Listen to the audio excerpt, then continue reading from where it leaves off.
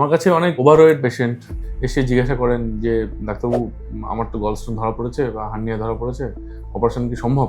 Obesity এবং surgery এই দুটোর যে সম্পর্ক এবং এই দুটোর অ্যাসোসিয়েটেড থাকলে অপারেশন কীভাবে করা সম্ভব এবং তাদের কী সমস্যা হতে পারে সেই নিয়ে একটু আলোচনা করব। নমস্কার, আমি doctor Rakesh Khan, laparoscopic and robotic surgeon.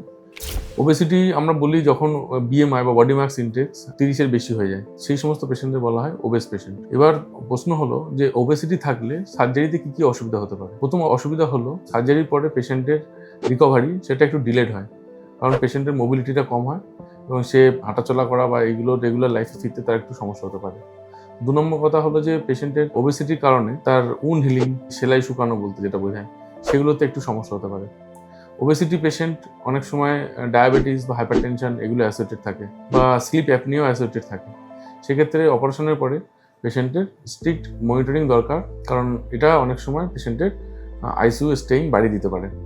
এবার আসি, ওবেসিটি থাকলে তাহলে কি অপারেশন সম্ভব নয়? হ্যাঁ, ওবেসিটি থাকলে অবশ্যই অপারেশন সম্ভব। এখন ল্যাপারোস্কোপি বা রোবোটিক সার্জারিতে আমরা সাধারণত ছোটো ছোটো ছিদ্র করে পেটের মধ্যে অপারেশন করি। সেক্ষেত্রে ল্যাপারোস্কোপি এবং রোবোটিক সার্জারি যথেষ্ট হেল্পফুল। যদি কারো ওবেসিটি থাকে তো আমরা পেশেন্টদের সাধারণত বলি প্রথমে একটু ওয়েট কমানোর জন্য।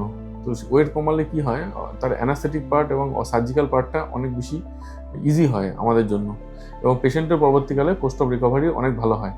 যাদের ওবেসিটি আছে তাদের কিন্তু ল্যাপারোস্কোপিক বা রোবোটিক সার্জারি অনেক বেশি ফ্রুটফুল তাদের জন্য রাদার দ্যান ওপেন সার্জারি, কারণ ওপেন সার্জারিতে পেশেন্টের কমপ্লিকেশন হওয়ার চান্সটা অনেক বেশি থাকে। ধন্যবাদ আমার ফলোয়ারদের যারা এই ভিডিওগুলো দেখছেন এবং সাপোর্ট করছেন। যদি আপনাদের কোনো কোশ্চেন থাকে তাহলে কমেন্ট বক্সে লিখুন এবং পরবর্তী এপিসোডে আমি এগুলো উত্তর দেওয়ার চেষ্টা করব। নমস্কার।